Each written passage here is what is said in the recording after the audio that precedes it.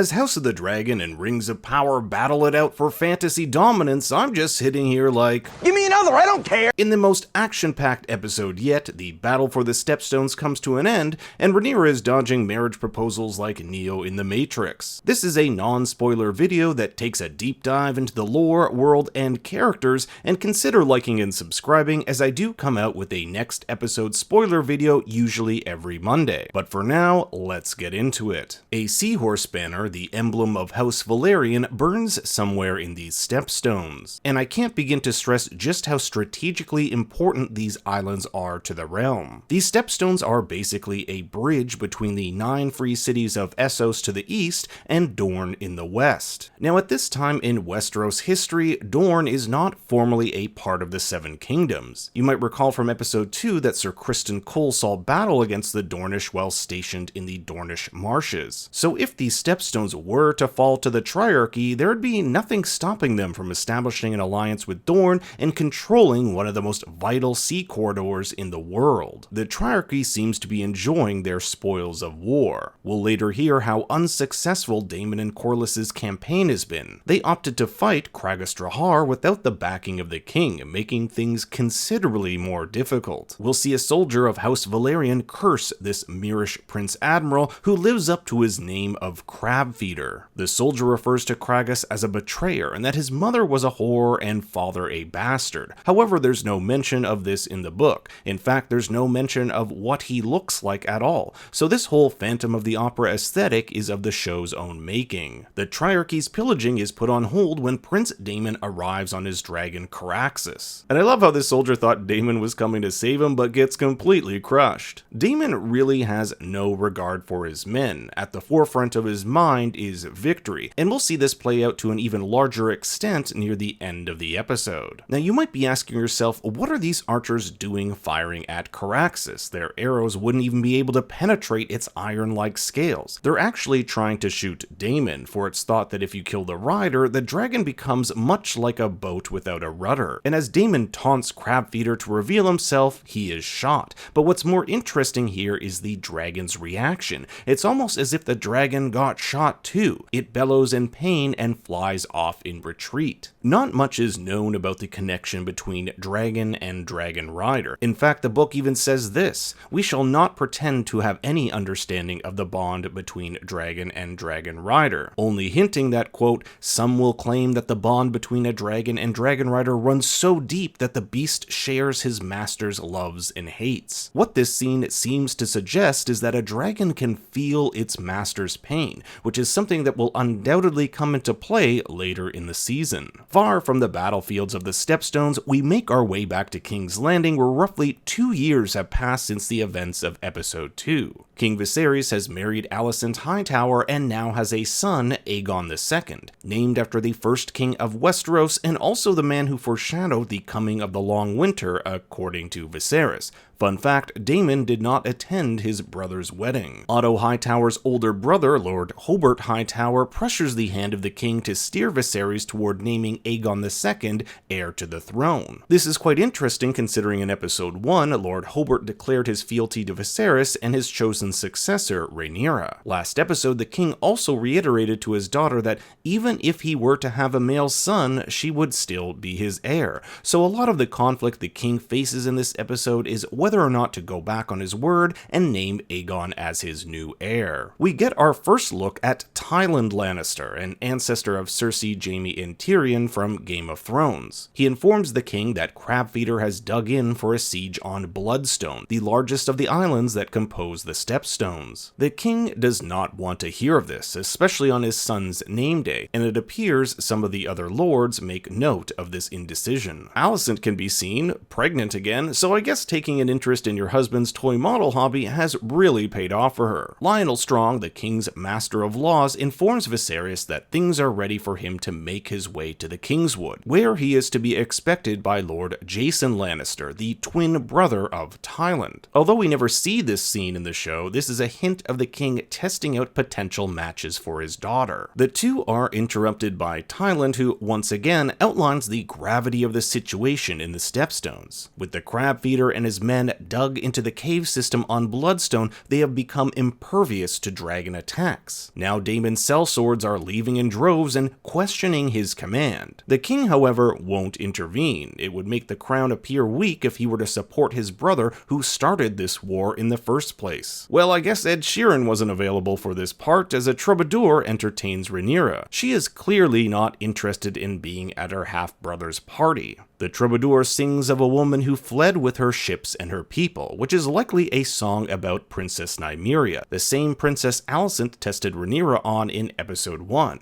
It's a nice little callback, as that scene also took place right by this weirwood tree. Alicent has come to inform Rhaenyra that the royal hunt is ready to depart, but Rhaenyra doesn't want to go at all. Even though it's been 2 years, Rhaenyra still holds a lot of resentment for her former best friend, who withheld her relationship with her father. The way they show this power dynamic between these two is fantastic, with Alicent telling the singer to leave and Rhaenyra wanting him to stay. Alicent has a higher rank, being the queen, thus he listens to her, so it's just more salt in the wound for Rhaenyra. On a bumpy carriage ride, which you know can't be good for that baby, Viserys says Rhaenyra will one day make him a proud grandsire, but we know from episode 1 that Rhaenyra would prefer to be a knight than a mother. At every turn, Rhaenyra shuns her father. He, like Alicent, has betrayed her. Maybe just a coincidence, but there's a nice cup behind Rhaenyra. She is the cupbearer after all. I absolutely love this wide shot of the Kingswood, with King's Landing in the background. The royal carriage arrives and we get our first shot of Larys and Harwin Strong, the sons of Master of Laws Lionel Strong. Larys walks with a cane because he was born with twisted legs. Both of these men will play large roles in the events to come. Master of Kissing Ass, Lord Hobart Hightower, cheers the new prince as Rhaenyra sits alone in the carriage, having to listen to all the lords of the land cheer on her stepbro. And I thought vacations with my parents were bad. Rhaenyra's solitude is further expressed visually as she enters the royal tent and no one pays her any attention, except of course Jason Lannister, who shares a look with the king. For Rhaenyra, the king discussing her marriage behind her back is yet another betrayal. As Alicent enjoys a glass of wine while pregnant, it was a different time, the ladies of the court discuss the latest gossip, chiefly the abduction of Lady Joanna Swan, who was sold to a pillow house. In Fire and Blood, we actually hear what happened to her. Her ship was captured by the Triarchy, and, quote, amongst those enslaved was Lady Joanna Swan, a 15-year-old niece of the Lord of Stonehelm. When her infamously, definitely not gonna say that word, uncle refused to pay the ransom, she was sold to a pillow house. She'll later climb up the ranks and become the most celebrated courtesan in Lys, taking the name Black Swan, essentially becoming the ruler of that free city in all but name, so it'll be interesting if we'll see her in future episodes or seasons. Larys joins the women, stating that his leg really does not suit being with the men for the hunt. In reality, this might be a calculated move. Having a pulse on the latest gossip of the realm could be a value for someone looking to climb the ranks. Some serious shade is thrown by Rhaenyra by Lady Redwyn. Never explicitly stated, but she is likely related to the former Lord Commander of the Kingsguard, Ryam Redwyn, who we learned passed away last episode, which would actually mean 2 years ago. Even though some of these women openly question why Rhaenyra was chosen as heir instead of Daemon, it's Alicent who sticks up for her friend, stating,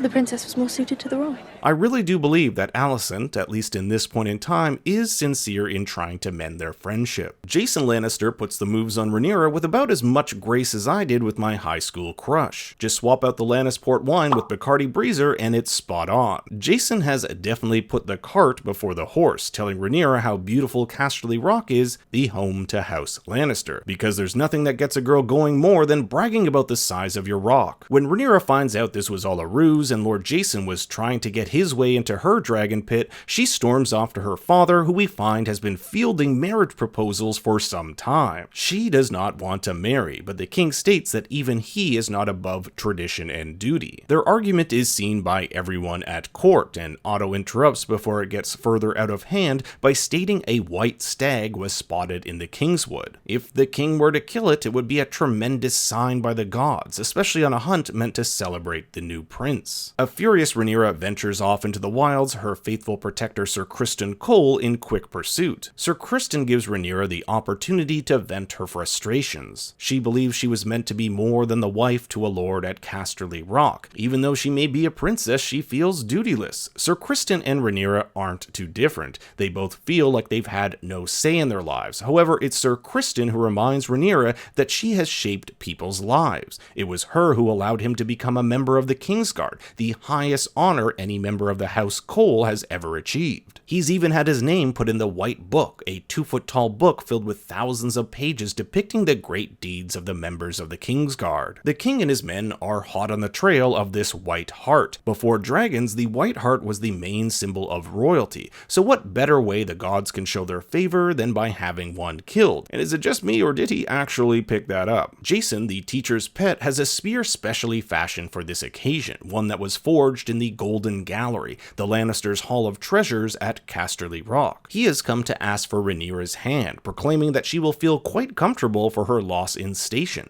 but the king doesn't know what Jason means by this. Rhaenyra will be queen one day, and Jason has mistakenly presumed that young Aegon will supplant her. This proves a costly error for Jason when the king reminds him and those watching that he didn't name Rhaenyra his successor on a whim. Also love the detail of the dragon head on the back of Viserys' seat. Here to offer some alternative suggestions are Otto Hightower and Lionel Strong, suggesting that the young Prince Aegon a suitable match for Rhaenyra. This isn't uncommon in the Targaryen family. Viserys' parents, Balon and Alyssa, were brother and sister, and so were his grandparents, Jaehaerys and Alysanne. Lionel also offers another match which the king first thinks is Lionel's own son, Harwin Breakbones, considered the strongest man in the Seven Kingdoms. But it's actually Rhaenys and Corlys's eldest son, Laenor Velaryon. It's arguably the most practical match. The Velaryons are a noble house, extremely affluent, and a match would do well to mend the relationship between Targaryen and Velaryon, after the king chose not to wed their daughter Laena. But if Rhaenyra is to wed Laenor, he must first survive the fighting in the Stepstones. I also want to make quick mention that we haven't really seen if the king's sickness has gotten any worse.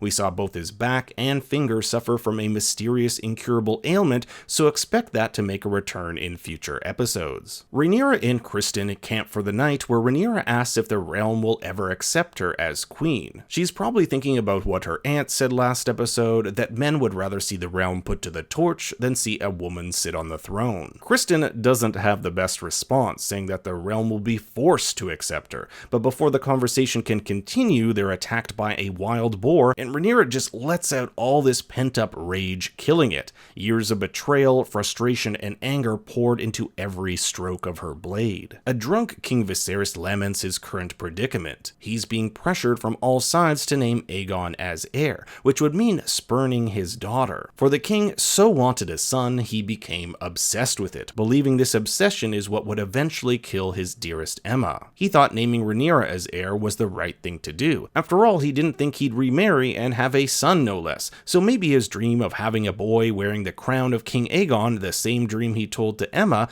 wasn't Aemma's child, but Alicent's. A horn blows announcing that the hunt has found a large stag, but not the white one they hoped for. In a gut-wrenching scene, the king has to stab the beast multiple times before it dies. A bad omen, if you ask me. This is juxtaposed to Rhaenyra and Criston, who actually come across this white stag. Criston is ready to slay the beast, but Rhaenyra tells him not to. If the king's encounter was a bad omen, this surely was a good one, a sign from the gods that Rhaenyra is favored. And I love it when Rhaenyra walks back into camp with this giant boar they killed, and everyone's watching her like, Who do you think she is?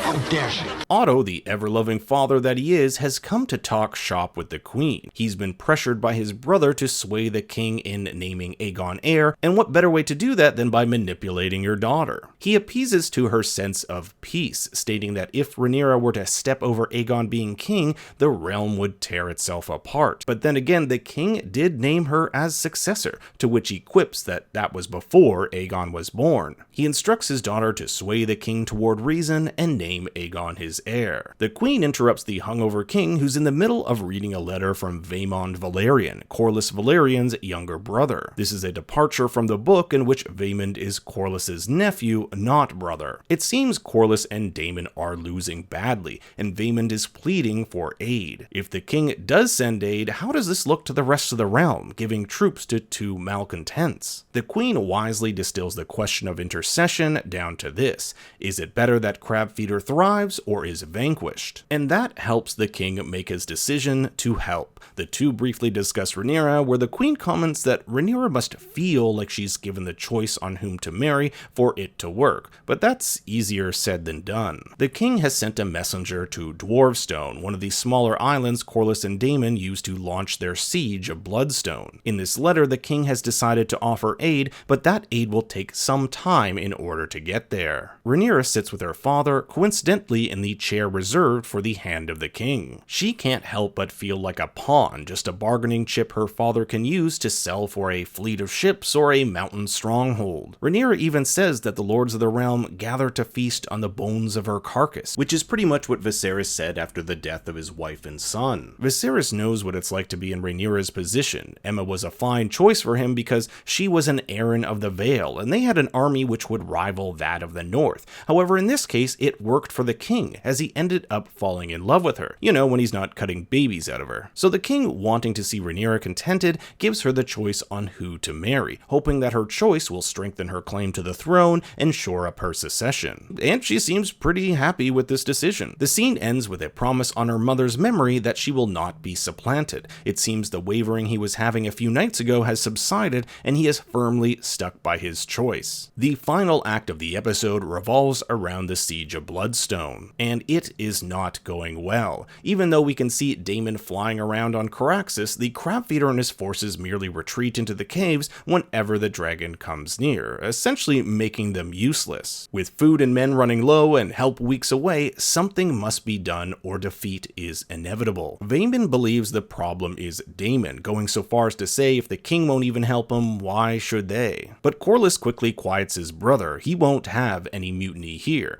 As Daemon arrives, so too does the king's messenger, giving Daemon word that his brother is to arrive with 10 ships and 2,000 men. For Daemon, this is the worst possible news. The whole point of him and his campaign in the Stepstones was to prove himself without the help of his brother. That's why he takes his rage out on the messenger and volunteers himself as bait to lure the Triarchy forces from their caves. Daemon arrives alone on Bloodstone, offering a white flag of surrender and his sword, Dark Sister, as a sign of defeat. But Craghas Drahar isn't stupid. He checks the skies for dragons and sends only a few men at a time to retrieve the prince. The whole thing is a wildly dangerous, dare I say heroic ruse in order to get Crabfeeder's men out of their holes. And it actually works. Daemon goes on a rampage but is soon shot down by multiple arrows, pinned against the worn-out hull of a wrecked ship. Sensing the rogue prince is on his last legs, the Crabfeeder sends out the last of his men, which will prove to be a fatal mistake. The diversion has allowed Corlys's men to ride ashore and, more importantly, the dragon Seasmoke to make quick work of the enemy surrounding Daemon. Seasmoke is now the third dragon we've been introduced to thus far, only 14 more to go. He's ridden by Laenor Valerian, who you'll recall has Targaryen blood, being the son of Rhaenys. From this point, it basically becomes a crispy bloodbath, and under the combined pressure of the Valerian forces and a dragon, the Triarchy forces are defeated. Daemon wants Crabfeeder's head and pursues him into the caves. We don't actually see them fight, but honestly, I was okay with that. We just got this beautiful action sequence, and I was fine with not seeing them duke it out. It also lines up with the book that simply states Crabfeeder was slain by Daemon in single-handed combat with his sword Dark Sister. The only difference was that he was beheaded. I also love this shot of Daemon next to this treasure, as he himself holds on to his treasure, the torso of Crabfeeder. The episode ends on Daemon successfully ridding the Stepstones of Crabfeeder and doing so without the help of his brother. That is it for this episode. I hope you'll stick around and subscribe, since I'll be doing a spoiler video for episode 4, and I also have videos on the Rings of Power show if you want to deep dive into that lore. Thanks for watching, everyone. For more bad takes, you can follow me on Twitter and Instagram at ThinkStoryYT. Until next time, remember... And have you served the one with late Lady Red Wine, waiting cake?